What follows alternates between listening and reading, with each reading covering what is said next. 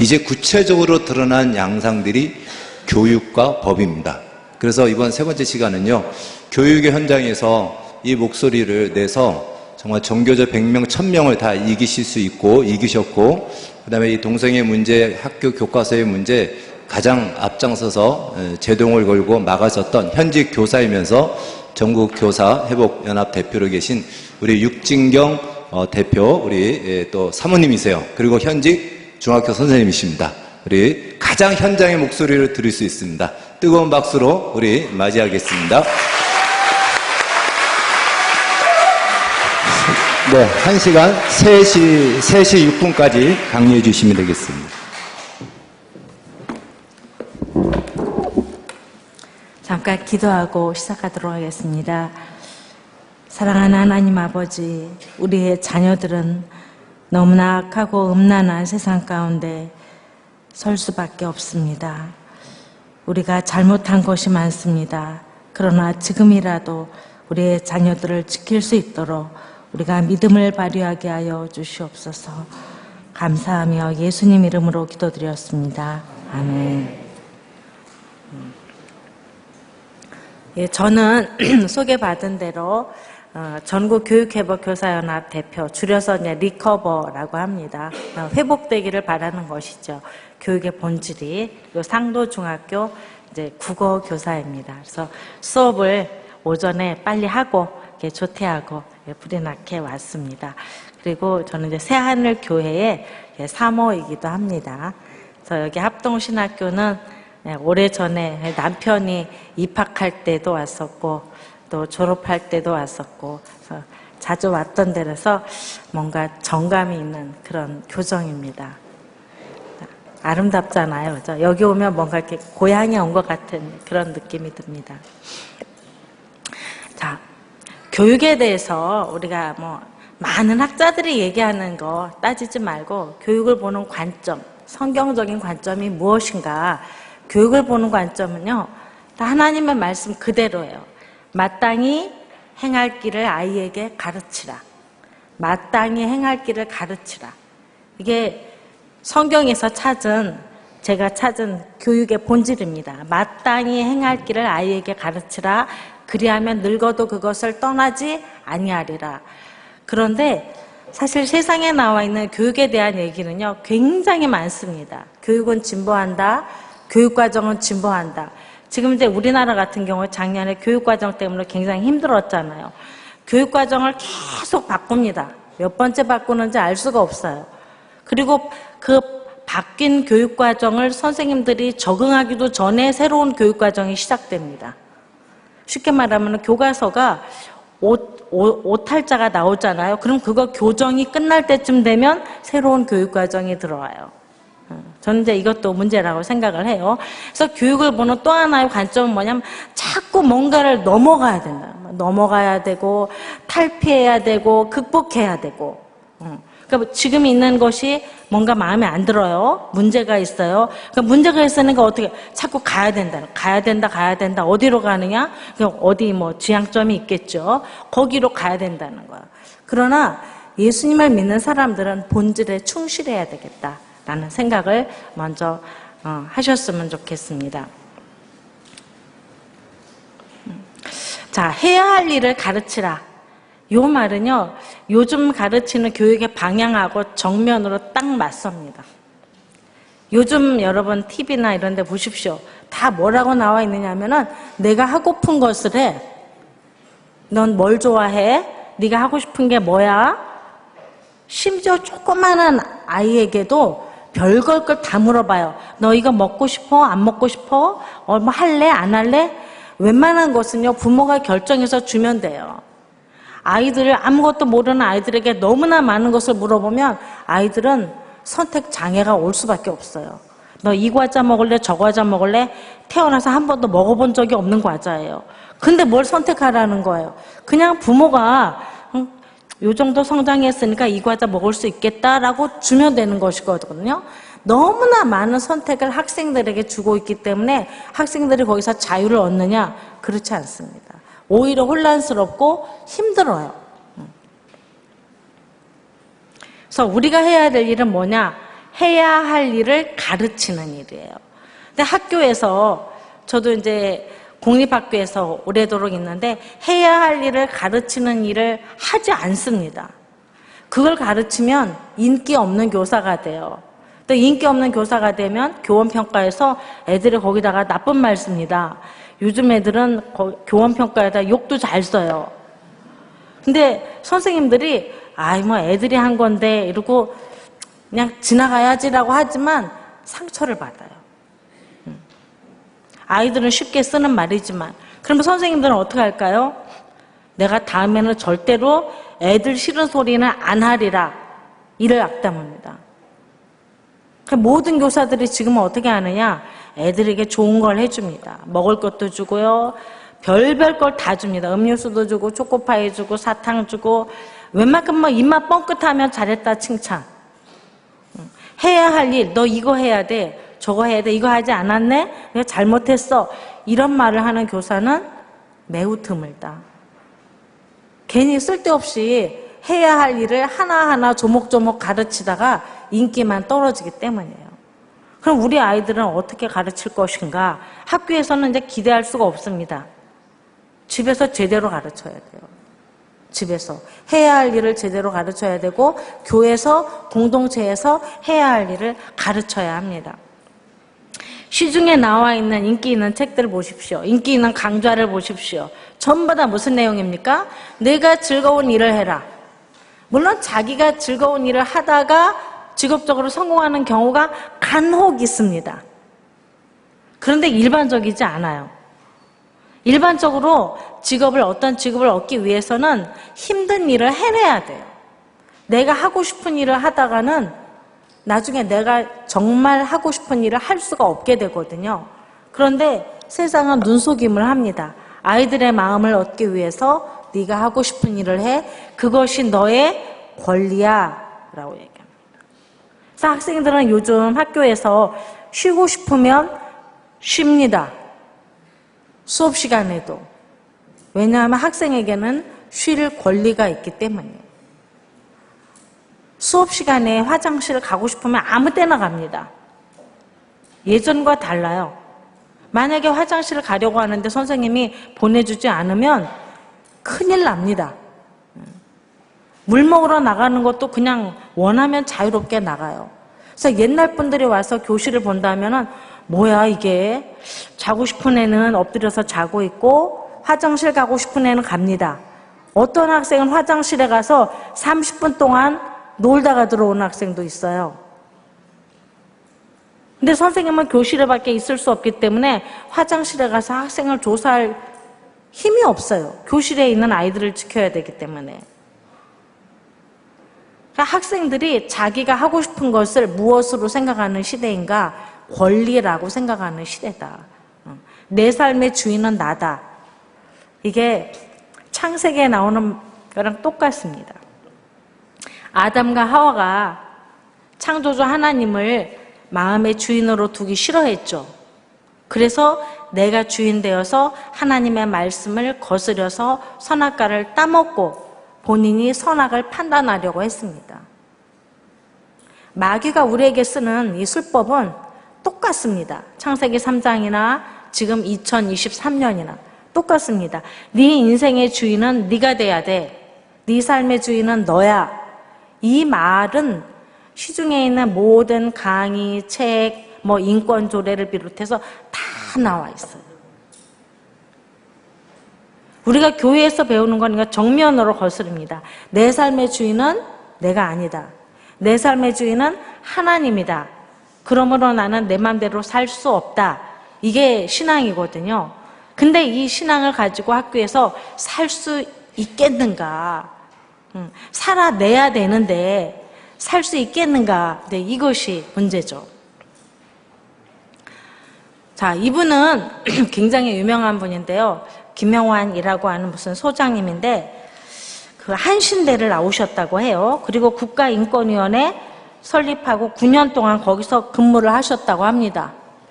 근데 이분 영상을 들으면 기절초풍할 말들이 많은데 그 중에서 핵심이 되는 것만 제가 캡처를 했습니다.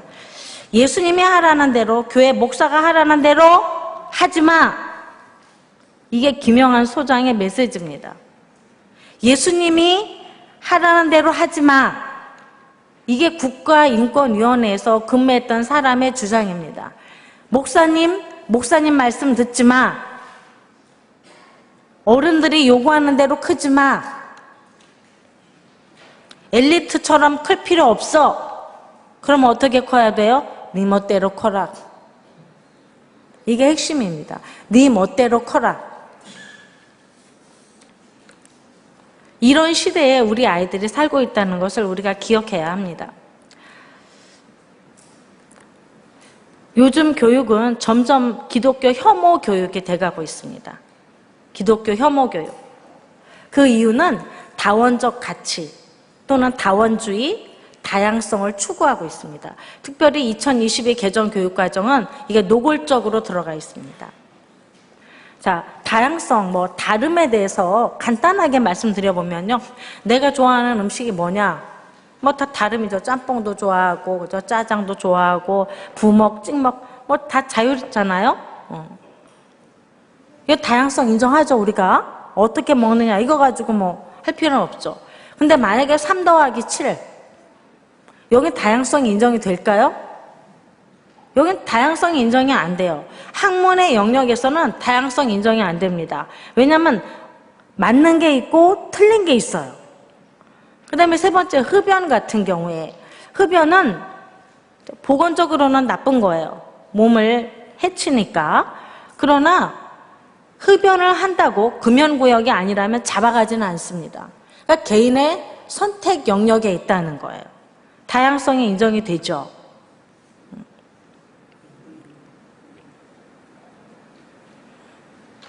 자, 그런데 2022 개정 교육과정 뿐만 아니라 지금 시행되고 있는 교육과정에 보면요. 다양성을 최고의 가치로 추구합니다. 다양성을. 그러니까 다양성이 인정되는 분야에 다양성이 있는 것은 괜찮습니다. 그런데 다양성을 인정할 수 없는 분야까지도 다양성을 인정하라고 해요. 그게 이제 문제가 됩니다. 개인의 선택 영역에 있는 거. 동성애 같은 경우에는 사실 개인의 선택 영역이잖아요. 그런데 차별금지법이라든가 학생인권조례 같은 경우에는 맞다고 해라. 지금 이렇게 나와 있는 거거든요. 다양성을 인정하고 있지 않습니다. 다양성을 인정하지 않고 있을 뿐만 아니라 그것이 틀렸다라고 하는 사람들을 비난하고 혐오하고 있는 거죠. 우리가 살고 있는 자유민주주의가 어떤 사회인가를 한번 생각해 봐야 돼요. 자유민주주의 사회는 다름을 인정하는 사회입니다. 그러나 모든 다름을 다 인정할까? 모든 다양성을 다 인정하는 사회가 자유민주주의 사회일까? 모두가 맞다는 것이 진리일까? 만약에 모두가 맞다는 그것이 틀렸다라고 하는 것은 인정이 되는가? 우리가 이것을 좀 논박해 봐야 된다고 생각합니다. 만약에 그들이 주장하고 있는 다양성, 다원주의가 진리라면 그 다원주의가 틀렸다라고 하는 주장도 그들은 용납해야 돼요. 그러나 이 다원주의 안에는 뭐가 들어가지 않느냐? 다원주의가 틀렸다라고 하는 절대 진리를 주장하는 기독교는 들어가지 않는다는 거예요. 그러니까 그 다원주의라는 말 자체가 논리적으로 모순이 된다. 2022 개정 교육과정에 보면 그 인간상이 있습니다. 교육과정에. 인간상 중에서 이제 2가지를 제가 갖고 와봤는데요. 자, 다에 보면은 문화적 소양과 다원적 가치에 대한 이해를 바탕으로 성숙한 인격을 도야하며 인류 문화를 향유하고 발전시키는 교양 있는 사람. 자, 우리가 다원적 가치에 대한 이해가 바탕으로 되어 있지 않으면 기독교인은 교양 있는 사람이 아닙니다. 그러니까 저기서 딱 나오는 거죠. 다원적 가치에 대한 이해가 바탕으로 되어 있지 않기 때문에 기독교, 특별히 우리 합심 같은 이제 보수적인 기독교는 혐오 세력으로 얘기를 합니다.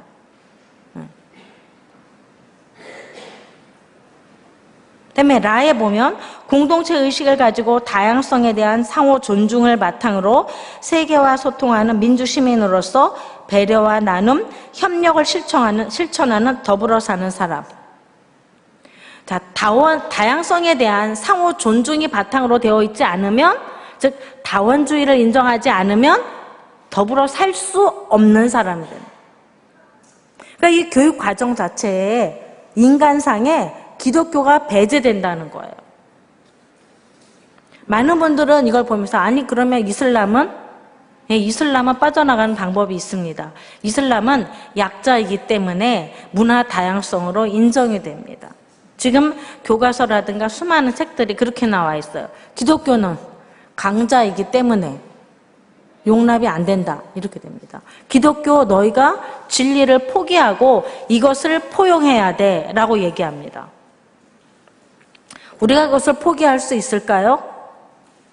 우리는 포기할 수 없습니다. 우리는 진리와 타협할 수 없습니다.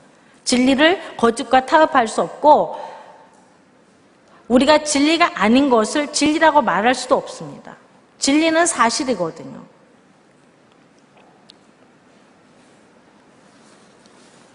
이 다원적 가치라는 잘못된 전제가 2022 개정 교육과정, 아까 목사님 말씀해 주셨는데요. 올해까지가 2015 개정 교육과정이 올해까지고요. 내년부터 순차적으로 2022 개정 교육과정이 적용이 됩니다.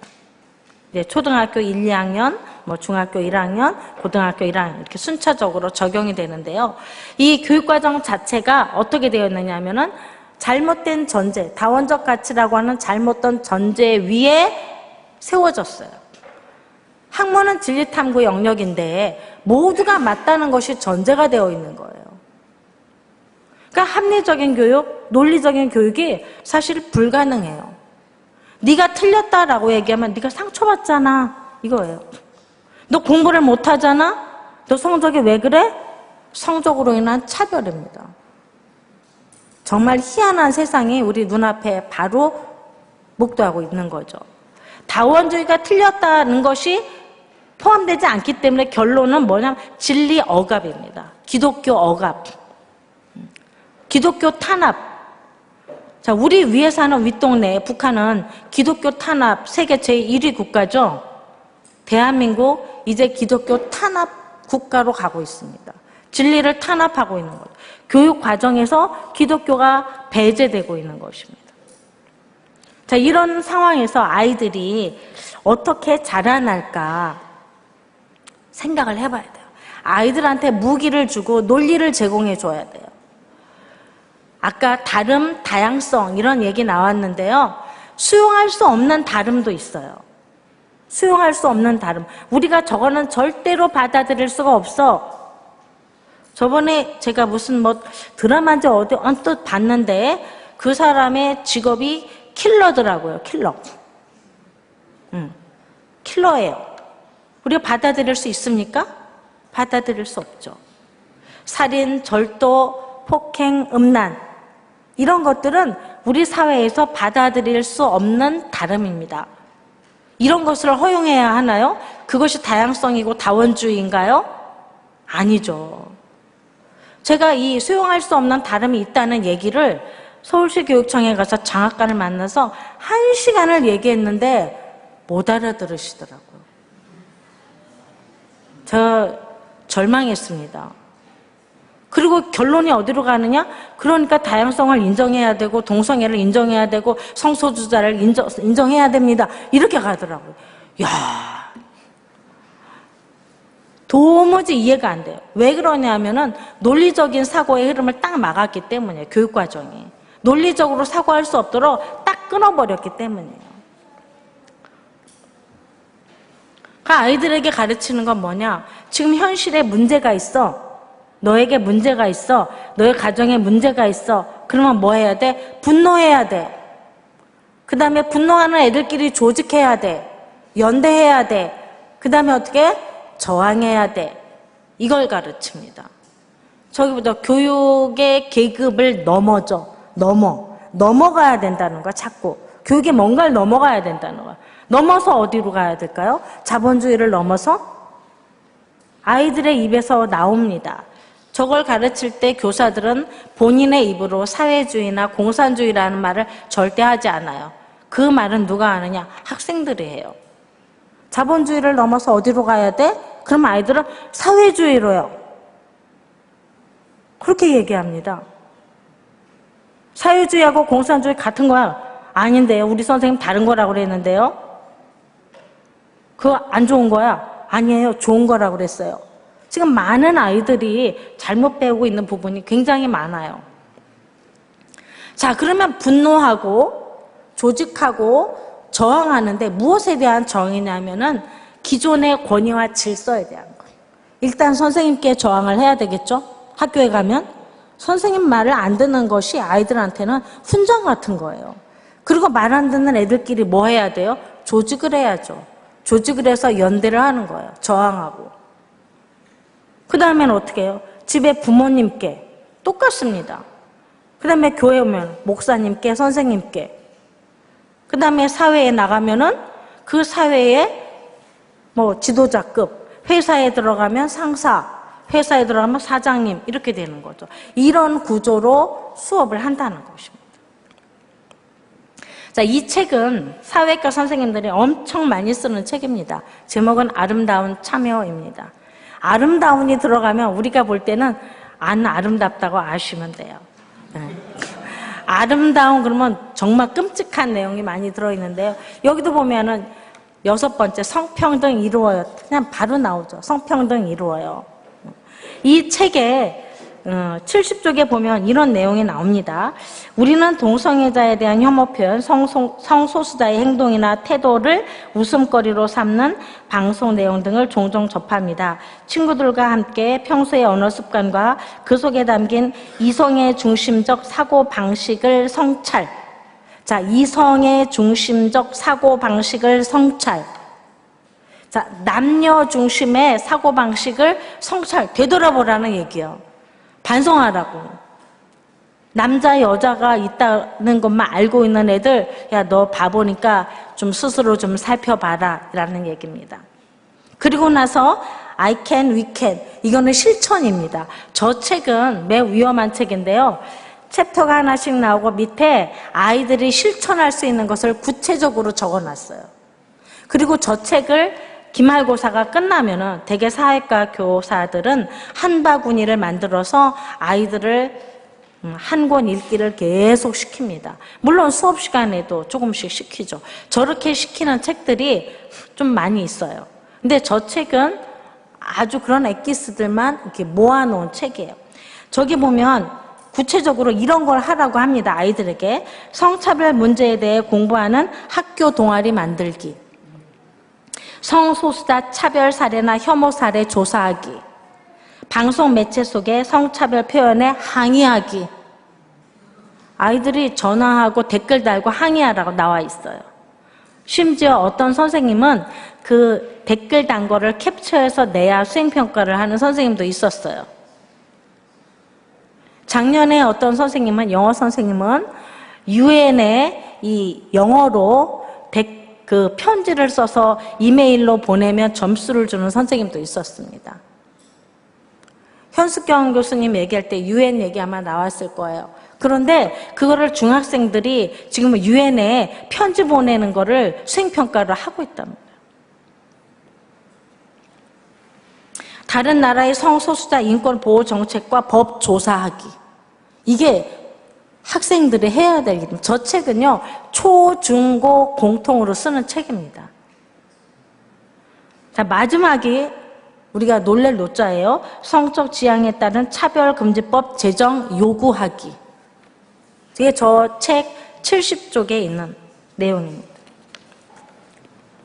저런 책들이 도서관에 즐비하고요. 또 교사들이 바구니를 가지고서 뭐 20권, 30권 해가지고 아이들에게 읽히고 그걸로 수행평가를 하고 이렇게 하고 있는 상황입니다. 아까 그 김성환 목사님께서 교과서 분석해 주신 거 말씀해 주셨는데요. 교과서에도 이미 많이 들어와 있고요. 그 다음에 인정도서, 뭐 통일시민, 민주시민, 세계시민 저 3종 세트에도 다 저건 성평등으로 되어 있어요. 양성평등이라고 이름이 달려 있어도 성평등입니다. 거기다가 수업은 교사가 재량으로 구성할 수 있습니다. 유인물도 만들 수 있고 영상도 보여줄 수 있고 또 아까 나온 아름다운 참여 같은 책들을 가지고 수업을 할 수 있습니다. 그러니까 교과서만 우리가 제대로 했다고 안심할 일이 아니에요. 사실 교과서가 제대로 된 것도 아니에요. 단지 독소 조항이 되는 성혁명적인 요소가 그래도 빠졌다는 거. 성혁명으로 내달리던 것이 이제 스톱하고 방향을 바꿨다는 거. 그거 하나 우리가 이제 크게 승리를 한 것이고요. 그거 외에는 아직도 너무나 많은 내용들이 남아있다는 거예요. 자, 그러면 어떻게 해야 되는가? 우리가 학교에 가서 선생님 말씀하시는 걸 지켜보고 모니터링을 해야 될 것인가? 그건 교권 침해입니다. 선생님 수업에는 함부로 들어갈 수가 없어요. 그럼 어떻게 해야 되는가? 답이 저는 이거라고 생각합니다. 우리의 자녀들을 영적인 군사로 만들어야 됩니다. 저거는 이제 영상인데요. 2022 개정 교육과정 공청회가 있을 때 그 보건과였던 것 같은데요. 그때 그 거제도에서 온 한 남학생이 있었습니다. 그 남학생이 바로 나가가지고 발언을 했는데요. 저 남학생의 발언이 정말 대박이었습니다. 근데 저 발언이 너무나 진솔한 발언이었기 때문에 수많은 사람들이 나와서 얘기한 것 다 저리 가라였어요. 쉽게 말하면 이런 거죠. 지극히 보편적인 교육 받고 싶습니다. 뭐 동성애 페미니즘 이딴 거 안 배울 우리의 권리는 없습니까? 이런 거죠. 학생의 입으로 좀 내가 그런 거 배우기 싫다, 나 이런 거 배우고 싶다라고 말하게 만들어야 돼요. 특별히 2022 개정 교육과정은 학생 주도라고 그래서 학생이 스스로 배울 것을 선정하고 학생이 스스로 평가를 어떻게 받을지를 이렇게 정하고 참여하는 이런 방식으로 지금 교육과정이 구성되고 있습니다. 그래서 우리 아이들 잘 양육해서 학교에 가서 목소리를 낼 수 있게 해야 돼요. 그래서 우리 아이들이 어떻게 해야 되느냐? 혼자서는 힘들어요. 2명이서, 3명이서 같이 아까 한 그 방법을 그대로 씁니다. 같이 연대하고 같이 소리를 내서 선생님께서 학생들이 원하는 수업을 하실 수 있도록 만들어야 된다는 거예요. 그리고 아이들이 좀 버거워하면은 학부모님이 전화를 해야 되는 거죠. 이런 교육을 해 주십시오 라고 미리. 그러면 교사들은요, 학부모 항의 받는 거 제일 싫어해요. 요즘 교사들 엄청 힘들어요. 왜냐하면 애들 항의하고 말 안 듣죠. 학부모 항의 오죠. 정말 너무너무 피곤한데 뭔가 자기가 수업 가르치는 것 때문에 뭔가 논란이 된다? 이러면은 정말 그만두고 싶거든요. 그래서 학부모님이 전화를 하는 게 너무 좋아요. 그래서 적극적으로 참여하는 것이 중요하다. 자, 그러면 이런 나쁜 짓들을 누가 하고 있는가? 우리나라는 이제 선두에 서 있는 게 저 국가인권위원회입니다. 국가인권위원회는 아직 차별금지법이 통과되지도 않았는데 학교에 저거 다 배포했어요, 벌써. 스티커 다 배포했어요. 그리고 포스터도 다 배포했어요. 그리고 지속적으로 교육청을 통해서 계속 배포합니다. 스티커 엄청 예쁘죠? 그래서 저런 거를 그냥 돈이 나만 아는지 막 애들한테 몇 시트씩 줘요. 그러면 애들이 어떻게 할까요? 막 벽에 붙이고 책상에 붙이고 난리를 치니까 항의가 들어와가지고 못 붙이겠어요. 그러니까 저런 식으로 하기 때문에 굉장히 문제가 돼요. 국가인권위가 사실은 마귀소굴이라고 해야 될까요? 약간 저기 좀 문제입니다, 저기가. 그 다음에 이제 이게 아주 오래도록 지속되어 왔던 건데요. 양성평등이라는 말하고 성평등이라는 말을 자꾸 섞었습니다. 요것이 이제 마귀의 전법이에요. 창세기에서도 보면은 진짜하고 거짓말을 살짝 섞어가지고 헷갈리게 하잖아요. 똑같은 방법을 씁니다. 아, 이거 양성평등이야. 그리고는 성평등. 성평등이라고 그랬더니 항의가 들어와서 아, 그래요, 양성평등. 딱 용어만 바꿔놔요. 그리고 아니, 왜 이걸 자꾸 섞었습니까? 라고 항의하면 같은 거예요, 같은 거. 이렇게 얘기합니다. 자, 성평등 주입 사례를 좀 보겠는데요. 출석부가 사실은 별로 논란이 된 적은 없을 거예요. 출석부는 이미 거의 끝났어요. 출석부 가지고 국가인권위원회, 그 다음에 교육청으로부터 굉장히 여러 차례 공문이 오고 학교에서는 오랜 시간에 걸쳐서 이미 이제 출석부는 끝났어요. 어떻게 끝났느냐? 가나다 순으로 정렬이 그냥 됐습니다. 남녀 구분 없이. 요 일이 있기 전에 예를 들면 남학생이 1번부터 30번까지, 여학생은 뭐 31번부터 60번까지 이렇게 됐었는데 여기가 뭐 남녀 차별이다 그래가지고 근데 그 다음에는 여학생을 1번부터 30번까지, 남학생을 또 31번부터 끝번까지 했는데 그러니까 또 뭐 남자가 차별이다. 그러니까 애들 말도 어쩌라고 이렇게 된 거죠. 어쩌라고. 그러니까 뭐 어떻게 됐어요? 가나다 순으로 하라고. 그래서 가나다 순으로 거의 대부분의 학교가 다 바뀌었습니다. 자, 그런데 명시적으로 남녀 표시가 잘 안 나요. 거기다 애들 이름도 요즘은 헷갈립니다. 그래서 선생님들의 이름만 가지고는 남녀 구별하기가 이미 어려운 상태가 됐어요. 근데 이게 스치듯이 지나가 버렸지만 인권위하고 교육청, 그 다음에 성평등 정책을 추구했던 사람들의 오랜 기간에 그 피나는 수고의 결과입니다.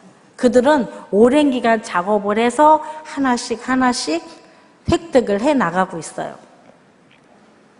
자, 두발 자율학. 이게 무슨 뭐 이 성평등하고 관련이 있을까? 애들 자유롭게 해줘야 되지 않아? 자, 지금 두발 자율학은 어느 지경에 왔냐면 남자애들 머리 묶고 다닙니다. 이렇게 고무줄로 묶고, 또 우리 학교에 아주 특이한 1학년은 이렇게 머리에 핀도 꽂고 다닙니다. 꽃 모양, 나비 모양 핀도 꽂고 헤어밴드도 하고. 그래서 뒤에서 보면 남자인지 여자인지 알 수가 없어요. 사실 의도한 건 그거예요. 우리는 몰랐지만.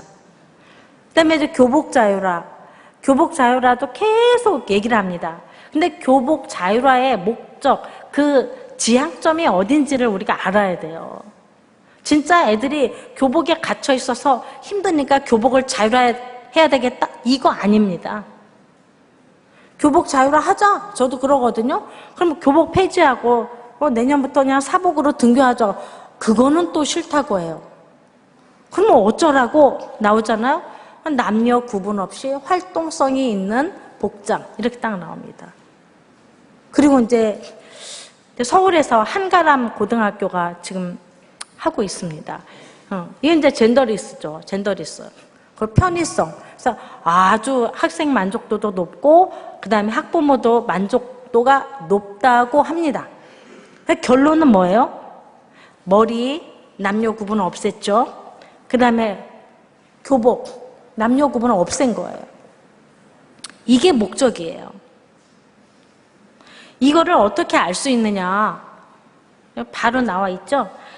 자, 초등 성평등 연구회라고 하는 데서 불편한 교복 딱 나와요. 이 교복을 가지고 문제 삼고 있는 사람이 누군가를 보면 알아요. 누가 왜 이 일을 제기하고 있는가, 교복에 대해서.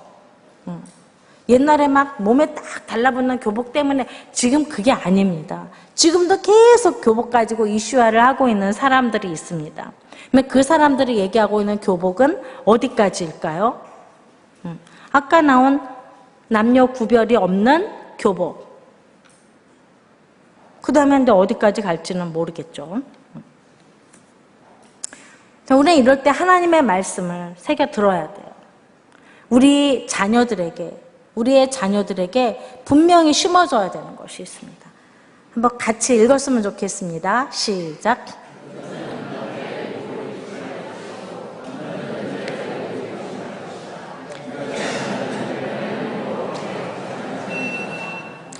네. 하나님께서 가증히 여기는 자가 되는 거예요. 여러분의 자녀들을 재미삼아 여자에게 남자 옷을 입히거나 남자에게 여자 옷을 입히는 거 하나님이 어떻게 보신다고 하셨습니까? 가증히 여기는 거예요. 내 자녀에게, 내 손주에게, 남자애한테 너 한복치마 한번 입어봐. 절대로 하지 마십시오. 하나님께서 싫어하시는 일입니다. 같이 읽어보겠습니다. 시작. 너희는 이 세대를 본받지 말고 오직 마음을 새롭게 함으로 변화를 받아 하나님의 선하시고 기뻐하시고 온전하신 뜻이 무엇인지 분별하도록 하라. 이 세대는 젠더리스로 갑니다. 의상도 보면 그런 게 아주 많아요. 교복도 아마 조만간에 저렇게 갈 것 같아요. 한가람 고등학교처럼. 그럴 때 만약에 여러분이 학생이고 학부모라면 그런 거 원치 않는다고 의견을 내주시기 바랍니다. 우리 자녀들이 너무나 힘든 세상에서 살고 있어요. 너무나 악하고 음란한 세상에서 살고 있어서 남녀 구분조차도 못하게 만드는 교육을 받고 있단 말이에요. 너무나 불쌍하잖아요. 그래서 이 세대에서 우리 아이들을 어떻게 키워야 되는가? 분별력 있게 키우는 게 제일 중요합니다. 공부 잘하는 것도 중요하지만 분별력 있게 키우는 것. 성평등 교육을 하는 사람들은 누구인가? 이런 교육을 하는 사람들은 누구인가? 이런 사람들은요, 쉽게 말하면은 막시즘을 추종하는 사람들이에요. 사회주의, 공산주의를 추종하고 거기다가 이 성평등은 프로이드의 그 본능에 충실하라고 하는 거거든요. 그러니까 본능에 충실하면은 사실 짐승 같은 삶을 살게 돼요. 우리는 본능이 있지만 그것을 이렇게 조절을 해야 되거든요. 절제하고 쓸 때 쓰고, 그죠? 식욕이라고 하는 것도 밥을 먹을 때 먹는 것이지 아무 때나 먹는 게 아니지 않습니까? 성욕도 마찬가지거든요. 이게 조절이 돼야 되고 절제가 되어야 아름답게 되는데 이 프로이드 이론에 의하면은 네 본능을 누르지 말고 네가 원하는 대로 해라. 아까 맨 처음에 나왔던 거 똑같습니다. 네가 원하는 대로 해라. 네가 하고픈 대로 해라. 이렇게 나가는 거거든요. 자, 인권위가 여기에 굉장히 앞장을 서고 있는데요. 인권위에서 여러 번 얘기했죠. 휴대폰 사용 같은 거. 그 다음에 두발, 교복 같은 거. 이게 전부 다 뭐라고 하느냐? 제재하는 것이 학생의 인권을 침해하는 일이다라고 얘기합니다. 다 학생 인권 침해라고 얘기합니다. 사실은 그 학교의 규정은 국가인권위원회에서 정하는 것이 아닙니다. 국가인권위원회는 학교의 생활규정을 참견할 아무런 근거가 없어요. 학교의 생활규정은 누가 정하는가? 학교의 교사, 그 다음에 학생, 학부모, 이런 학교 공동체가 의논해가지고 학교 규정을 정하는 거거든요. 그래서 예를 들어서 우리 학교에는 이렇게 하겠다. 휴대폰은 반드시 수거하겠다. 정하면 그 학교 공동체에서 그렇게 정했기 때문에 그렇게 하면 되는 거예요. 그런데 인권위에서 감나라 배나라 계속 간섭을 하고 있는 거죠. 그러니까 이게 뭐냐면 각 학교의 자율권을 침해하고 있는 겁니다. 자유를 침해하는 거예요. 학교마다 다 사정이 있는데 그 사정을 봐주지 않는 거예요. 무조건 애들 다 핸드폰 지워줘라. 두발 자유롭게 해야 된다. 뭐도 자유롭게 해야 된다. 뭐도 자유롭게 해야 된다. 교육을 책임집니까? 국가인권위원회에서? 책임지지 않죠. 그 다음에 이 성평등 교육, 남녀 구분 없이 이 성을 해체하려고 하는 교육을 주도적으로 하는 집단이 있습니다. 그 집단이 누구냐? 전교조입니다. 그냥 저는 대놓고 전교조라고 해요. 이제는 예전에는 조금 숨겨서 했어요. 그러나 지금 전혀 숨기지 않습니다. 페미니즘, 젠더 이런 교육 아예 대놓고 합니다. 그리고 홈페이지에 가면은 좀 충격이죠. 퀴어 어린이. 이게 말이 됩니까? 함께 하겠답니다. 그리고 그 전교조에서 주장하는 게 뭐냐면 차별금지법 제정, 트랜스젠더의 권리, 가족 구성권, 성소수자의 권리 이런 것들을 조합원 교육에 하고 있습니다. 저 위에 나와 있는 거는 이제 새내기, 새로 조합원이 된 사람을 교육하는 책자에 나와 있는 내용입니다. 전교조가 그런 거 한다니까 교사노조는 괜찮겠지. 또 교사노조라고 하는 게 있습니다. 네, 교사노조가 있는데 이 교사노조는 전교조 대안으로 나왔다고 말은 해요. 그러나 교사노조를 만든 사람은 전교조에서 쉽게 말하면 그 회장 선거에 나갔는데 떨어져가지고 나와서 만든 게 교사노조예요. 지금은 이제 전교조가 굉장히 많이 학부모들로부터 비난을 받고 있습니다. 본인들도 알아요. 그래서 어느 쪽으로 이제 또 몰려가느냐? 교사노조로 몰려갑니다. 그러나 교사노조도 뿌리가 뭐냐? 전교조입니다. 그래서 교사노조 같은 경우에는 제가 언제쯤 이 교사노조에서 성평등이나 요 얘기를 할까 계속 유심히 봤어요. 왜냐하면 이 사람들이 뿌리가 같기 때문에 그 얘기를 안 하고는 못 견디거든요. 결국 하더라고요. 2018년도에 서울시에서 조희연 교육감이랑 단체 협약을 할 때 그 문구에 성평등 교육이 딱 들어가 있었어요. 결국은 같은 겁니다. 전교조나 교사노조나 다 똑같고, 교사노조는 막 자기들의 전교조 대안이라고 얘기는 해요. 그러나 제가 볼 때는 뭐 초록은 동색이다, 뭐 이렇게 봅니다. 이거는 이제 강남의 경기고등학교 기말고사 출제가 됐던 문제입니다. 젠더 문제죠. 여기서 젠더에 대해서는 아주 우호적으로. 근데 이 문제가 정기고사에 출제가 되었다라고 하는 것 자체가 굉장히 문제입니다. 그리고 이 경기고등학교에 막 항의도 하고 많이 했는데 사실 이 문제를 낸 교사가 징계를 받지 않았어요. 그냥 지나갔어요. 그래서 경기고등학교의 교장 선생님도 좀 그쪽인 것 같아요.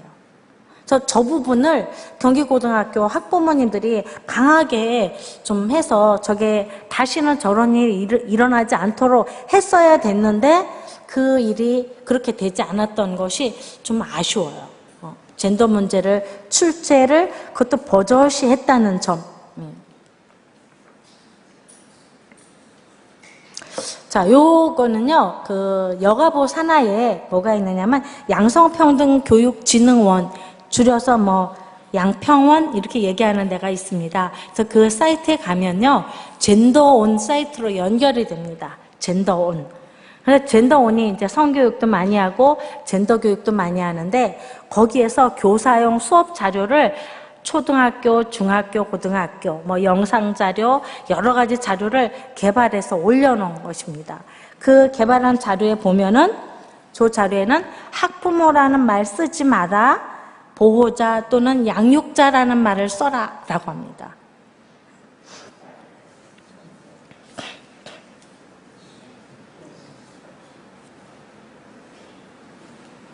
그다음에 이것도 젠더온 자료인데요. 이 젠더온 자료에 보면은 이쪽에 그 네모칸 되어 있는 거는 중학교 사회 수업 자료예요. 근데 이 사회 수업 자료에 그 사람을, 정치인을 분류하는 기준에 성소수자가 들어가 있습니다. 분류하는 기준에. 그다음에 오른쪽은 이제 만 5세 이하 유치원 자료입니다. 유치원 자료인데 로봇을 이용해가지고 페미니즘을 조장하고 있어요. 그리고 이름 짓기를 하고 있는데 나중에 결론적으로는 중성 이름을 짓도록, 여자 이름도 아니고 남자 이름도 아니고 중성 이름, 남녀 차별, 그런 어떤 뭐 편견이 없는 이름을 지어야 되니까 중성적인 이름을 짓도록 해라. 요게 만 5세 유치원 교육 교재로 지금 나와 있습니다.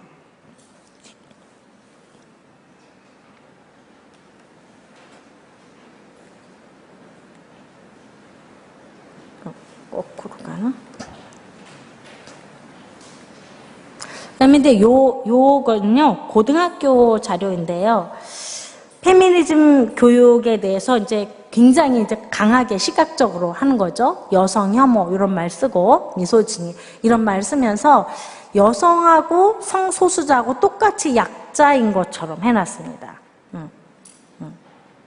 그래서 그 옆에도 보면은 성소수자 혐오라고 해서 그렇게 하면 안 된다, 여성 혐오하면 안 된다 이러면서 이렇게 갈라치기라고 그러죠. 갈등을 불러일으키고 있는 거죠. 남자와 여자가 갈등하도록, 또 성다수자와 성소수자가, 일반인과 또 갈등하도록 만들어 놓고 있습니다. 그래서 남학생을 일방적으로 가해자, 여학생을 일방적으로 피해자로 만들고 있는데, 요즘 남학생들은 저런 거에 너무 많이 학습이 돼가지고 딱 양성평등 이러면 짜증을 내요.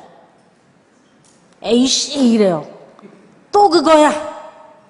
그래서 저도 깜짝 놀랐어요. 제가 양성평등 수업을 하려고 딱 뛰었더니 남자애들이 갑자기 막 짜증을 내면서 뒤돌아서고 막 웅성거리는 거예요. 그래서 아니 왜? 그랬더니 아이씨 막 이러는 거예요. 그래서 아니 나는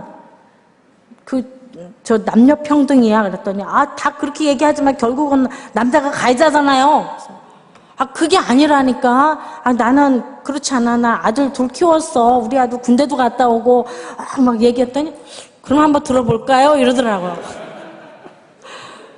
남자애들의 거부감이 거의 머리 끝까지 차 있다는 걸 발견했어요. 애들이 너무 기분 나쁜 거예요.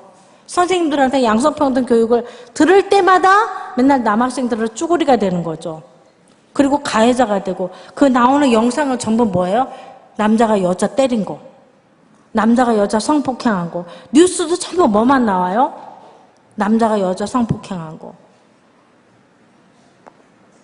요즘은 그것 때문에 말이 많으니까 가끔 여자가 남자 때린 것도 하나씩 넣어주기는 해요.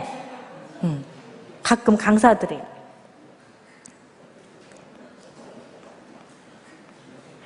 자, 요 자료는요, 고등학교 자료인데 내용이 좀 심각합니다. 그 내용을 보면은 뭐라고 나와 있냐면 사랑의 방식과 함께 가족의 형태도 다양하게 변하고 있다. 어떠한 사랑 방식이나 어떠한 가족의 형태가 더 우월하다거나 더 도덕적이라거나 더 정상적이라고 말할 수 없다. 말이 됩니까? 이게 수업 자료에 바로 나와 있어요. 어떠한 사랑 방식이나 어떠한 가족의 형태가 더 우월하거나 또 비도덕적이다 이런 판단을 할 수 없다 이 얘기입니다. 그러니까 뭐든지 다 된다라고 하는 거예요. 이것을 가르치고 있다는 거예요. 만약에 아이들이 우리 자녀들이 이걸 배운다면은 죄에 대한 변명, 합리화만 배우게 되는 거죠. 음란한 행위를 하면서 뭐라고 할까요? 어떠한 사랑 방식이나 내가 사랑하는 방식도 존중해 주세요. 그러겠죠?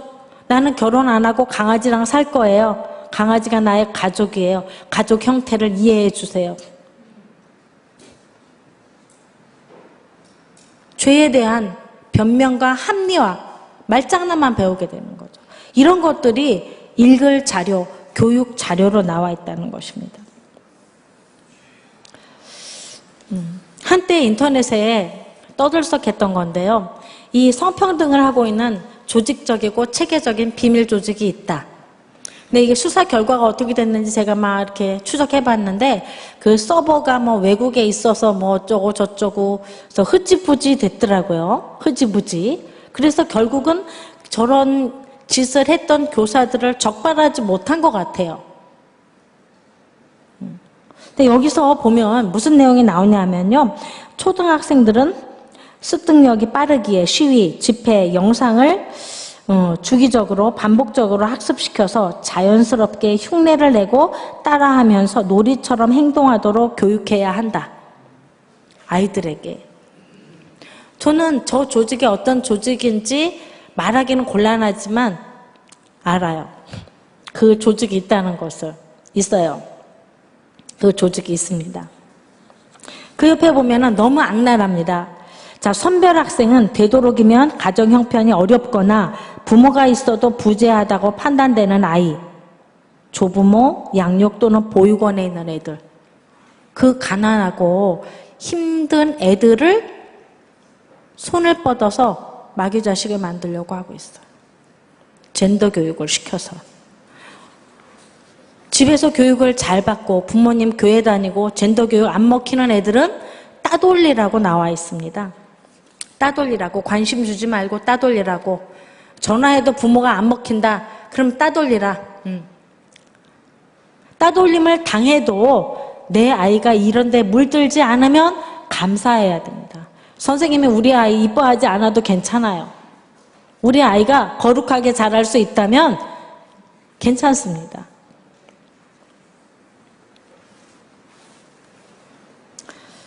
자, 이제는 언어하고 가치관에 대해서 좀 얘기를 나눌까 합니다. 우리는 생각하는 거, 머릿속에 들어있는 게 이렇게 말로 나옵니다. 말과 글로.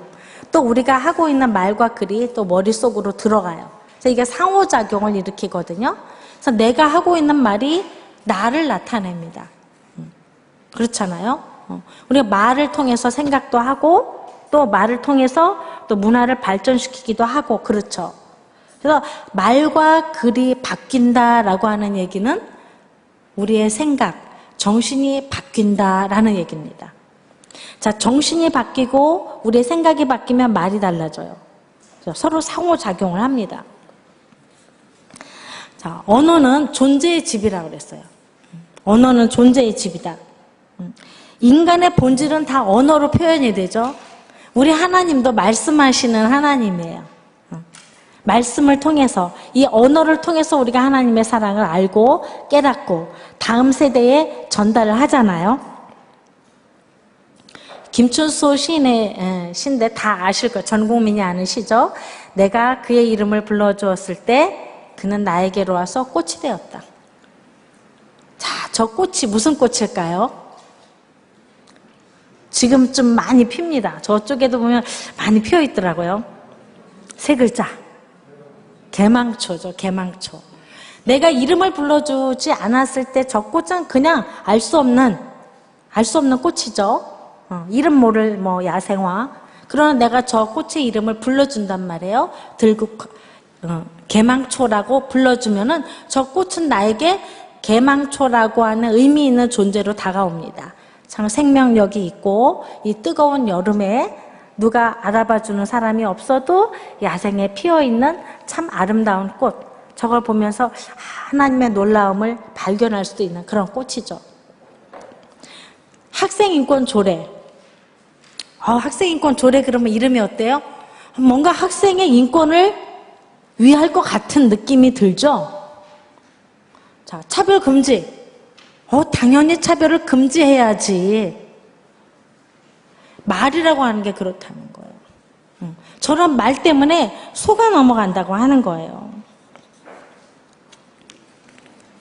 자, 언어의 다름이라고 하는 것은 소리나 기호의 다름이 아니라 세계관 자체의 다름이다라고 이 훔볼트라고 하는 유명한 언어학자인데요. 이 사람이 얘기했어요. 언어가 다르다는 거는 뭐가 다른? 세계관이 다른 것이다 라고 얘기를 했습니다.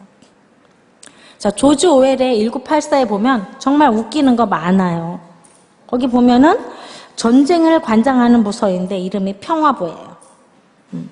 범죄 너무나 웃기는 배급량 맨날 감소 그것만 발표하는데 풍요부예요. 이름하고 뭐가 달라요? 실상이 달라요. 근데 저 말이 뉴스피크라고 합니다. 그래서 뉴스피크, 신어로 완전히 교체가 되면 혁명은 이루어진다라고 1984에 나와 있어요. 그러니까 언어가 왜곡되는 거죠. 언어가 평화라는 이름으로 전쟁, 사랑이라는 이름으로 맨날 때리고 고문하고, 풍요라는 이름인데 맨날 배고프고, 진리라고 얘기하는데 맨날 통계 조작하고 거짓말하고. 근데 이 언어가 왜곡되는 그런 세상은 전체주의 국가의 특징이거든요. 1984에 보면 언어가 완성될 때 혁명이 완성되는데 뉴스피크, 구어가 완전히 사라지고 모든 사람들이 신어를 사용할 때 바뀐다는 거예요. 지금 말을 통해서 혁명화하고 있는 중입니다. 학부모를 못 쓰게 하고 있는 거잖아요. 학부모를 쓰지 말라고 하는 거예요. 그 학부모는 구어예요, 구어. 쓰지 말라고 할수록 우리는 어떻게 해야 됩니까? 언어를 지켜야지 세계관을 지킬 수 있는 거죠. 자, 여성가족부가 대표적인 것입니다. 자, 여성가족부 안에 여성이라는 말이 들어갑니까? 전혀 안 들어가죠. 여성가족부가 만들어졌을 때 사람들은 야, 저 부서는 여성과 가족을 위한 부서구나 라고 생각했어요. 왜? 이름이 여성가족부잖아요. 그런데 나중에 봤더니 무슨 부서예요? 아이고, 젠더부였네. 속인다는 것입니다. 언어라고 하는 것은 인간의 사물인식, 사고방식, 그다음에 생활방식 이런 거에 결정적인 영향을 줍니다. 그래서 우리가 언어를 지키는 것이 이 시대에 매우 중요하지 않을까 생각을 합니다. 아이들이 자기소개서 써내라고 그러면 이렇게 써내는 학생 가끔 있어요. 우리 가족을 소개합니다. 엄마, 아빠, 그다음에 여동생이 있고요. 내가 있고요. 몽구가 있어요. 자, 몽구는 누구일까요? 강아지예요. 강아지가 가족이 돼 있는 거예요. 예전에 아이들은 자기소개서 쓸 때 강아지를 그 가족란에 쓰지 않았어요. 요즘 아이들은 가족란에 쓰는 애들이 가끔 있습니다. 가족이라는 말이 벌써 어떻게 혼란스러워졌다는 얘기죠. 우리가 잘 쓰는 말인데요. 반려견이라는 말과 애완견이라는 말입니다. 강아지가 반려자가 될 수 있을까요? 반려라고 하는 것은 인생을 함께 가는 게 반려예요. 강아지가 인생을 어떻게 함께 가겠습니까? 이런 말을 씁니다. 고집사, 고양이 집사라는 뜻이죠. 고집사. 고양이 종이라는 얘기예요. 우리는 주님의 종이 돼야지 고양이 종이 되면 되겠습니까? 개집사. 우리가 교회 다니는 사람들도 가끔 이런 말 씁니다. 절대 쓰면 안 돼요. 우리 그리스도의 종이에요. 왜 강아지의 종이 되고 고양이의 종이 됩니까? 하나님께서 그렇게 우리를 만드셨나요?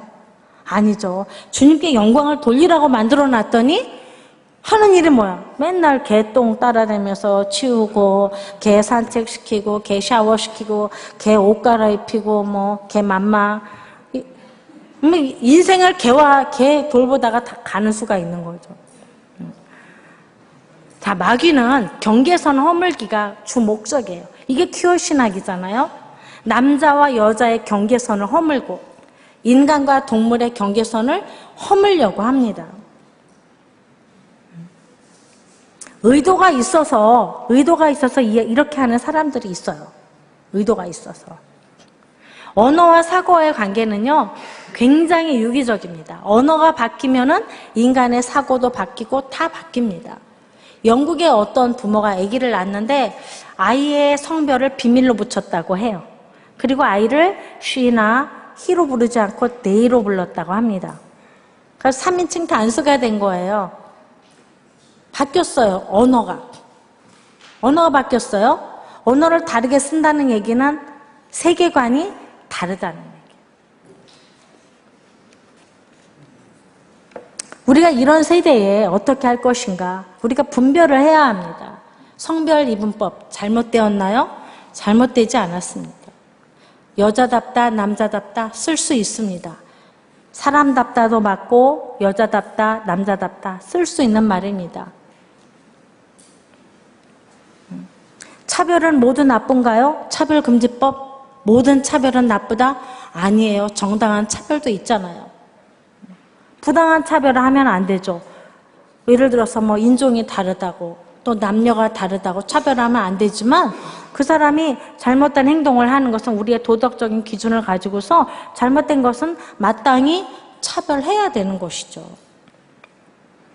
자, 이거는 경기도 교육청에서 나왔던 혐오차별 표현의 예들입니다. 자, 여기 보면은 하여간 성별 구별이 되는 거는 무조건 다 차별론이에요. 그 다음에 공부에 대한 얘기 나오면은 무조건 성적 차별이에요. 야, 너 그만 놀고 공부 좀 해. 다 차별입니다. 그럼 저 표를 보고 나면 어떻게? 말을 못하겠네? 정답이에요. 말을 못하게 하는 거예요. 말을 못하게 하는 게 목적입니다. 가족에 대해서도 벌써 경기도 교육청에서 나온 자료에 의하면은 강아지 가족, 레즈비언 가족, 게이 가족 다 나왔습니다. 저게 학생들에게 제공되는 학습 자료예요. 그리고 오른쪽에 보면은 가족의 어떤 정의를 다시 내리라고 하고 있어요. 저들이 원하는 건 꼭 뭐가 나냐면 좀 재정의 해보자. 이거 개념을 좀 재정의 해보자. 가족의 정의를 재정의 해보자. 혼인을 좀 재정의 해보자. 자꾸 재정의 하던. 우리는 싫다고. 왜 있는 거를 재정해야 돼? 자꾸 바꾸려고 하지 마. 우리가 보수 꼴통이라는 소리를 들어도 지킬 것은 지켜야 우리 세대가 살아갈 수가 있습니다. 자, 이것도 젠더온에 나와 있던 신호로 교체를 해야 되는 것들이에요. 웃긴 거 많죠? 자궁이라고 하면 안 되고, 뭐, 포궁이라고 해야 되고, 뭐, 이런 말들이 많이 있습니다. 이런 거 보면은, 아유, 그냥 뭐 쓸데없는 소리겠거니 하고 지나가세요. 저거 굳이 다 따르지 않아도 괜찮아요. 예를 들어가지고, 저거 시대에 뒤떨어졌으니까 쓰면 안 된다? 노예제도가 없어진 지 몇백 년 지났잖아요. 그러면 노예라는 말은 현대에 쓰면 안 되는 단어잖아요. 무슨 말인지 알겠어요? 미망인이라는 말 쓰면 안 됩니까? 쓸 수 있는 거예요. 그 당시에 어떤 원인에 의해서 어떤 시대적인 어떤 상황 가운데 만들어진 말은 그대로 존재할 가치가 있는 거예요. 우리가 그 단어를 배울 때 이 단어는 이런 배경에서 이렇게 생겨난 말이다라고 가르쳐 주면 되는 거죠. 왜? 시대가 바뀌었다고 모든 단어들을 다 전부 다 리셋해가지고 새로운 단어로 만들려고 합니까? 그거 자체가 뭐예요? 단어를 바꾸겠다고 하는 게 너희들의 머릿속에 들어있는 생각을 바꾸겠어 라는 뜻이에요. 2022 개정 교육과정에서 제일 우려되는 부분은 이 부분이라고 저는 봅니다. 뭐가 나와 있느냐면요, 언어 검열이 나와 있어요. 구조화된 점검표, 관찰 기록표, 성찰일지, 자기 보고서, 이게 4개가 나와 있어요. 이거를 선생님들이 만들어서 학생들에게 제공해 줘라 라고 되어 있습니다. 뭘 두고 염두에 두고 이걸 만들었을까요? 혐오 차별 표현을 검색하겠다라는 내용이에요. 주 타겟은 누가 될까요? 기독교인입니다. 요거는 지나가겠습니다. 자, 하나님은 모든 것을 다 사랑하시지 않습니다. 우리 하나님 사랑이 많으시지만 우리 하나님의 사랑도 분별이 있으셔요. 그리고 공의로우십니다. 어느 정도 공의로우시냐면은 독생자를 우리에게 주시기까지 공의로우신 분이 하나님이십니다. 무작정 사랑하시는 법은 없습니다. 하나님은 미워할 것을 확실히 미워하십니다. 그럼 하나님의 자녀인 우리는 어떻게 살아야 될 것인가? 우리도 미워할 것은 확실히 미워해야 돼요. 우리 자녀에게도 미워할 것은 확실히 미워하도록 가르쳐야 돼요. 그러기 위해서는 아이들에게 우리가 정말 앉으나 서나 나가나 들어오나 언제든지 이 하나님의 말씀을 확신 있게 가르쳐야 됩니다. 복음으로. 다 알고 있겠거니 아닙니다. 아이들은 알고 있다가도 나가면 또다시 이런 마귀의 음성을 들을 수밖에 없는 환경이에요. 그래서 매일, 날마다, 밤마다, 아침마다, 날마다, 주일마다 매일매일 아이들을 가르쳐서 아이들이 마귀밥이 되지 아니하도록 이 자녀들을 가르치고 일깨워야 합니다. 자, 그러면 구체적으로 어떻게 하면 좋을까? 실천 방안이 있는데요. 좀 한국 교회가 저는 희망이라고 보는데 교회마다 그래도 주일학교가 아직은 좀 살아 있습니다. 그럼 주일학교가 그대로 동아리가 되는 거예요. 그래서 동아리를 그냥 만드세요. 어린이 동아리, 초등부 동아리, 유치부 동아리 이런 거 이렇게 만드셔서 이따가 7월 1일 날 나오실 때도 동아리 이름으로 예쁘게 만들어서 나오면은 진짜 보기 좋아요. 그렇게 만들어가지고 나오면 기자분들이 사진 찍기도 이렇게 좋아합니다. 근데 똑같이 그냥 반동성애, 동성애 반대 이렇게 나오면 조금 재미가 없어요. 그래서 아이들이 직접 만들고 아이디어를 내서 할 수 있도록. 또 청소년들은 청소년대로 지금 저들이 보면 성소수자 인권 동아리 이런 거 만들려고 하잖아요. 그럼 우리도 똑같이 자유와 인권 동아리 만들어서 북한 인권에 대해서 애들이 막 얘기할 수 있도록 만들어야 돼요. 보편적인 인권. 제대로 된 인권을 아이들이 자신감 있게 가르치고 다른 아이들에게도 주눅들지 않고 얘기할 수 있도록. 그리고 청년 동아리도 청년부마다 만들면 됩니다. 조직을 따로 만들지 않아도 괜찮아요. 그래서 인터넷에 보니까 성평화 동아리 이런 거 있더라고요. 그런 것도 좋고, 이런 거 만들면 좋을 것 같습니다.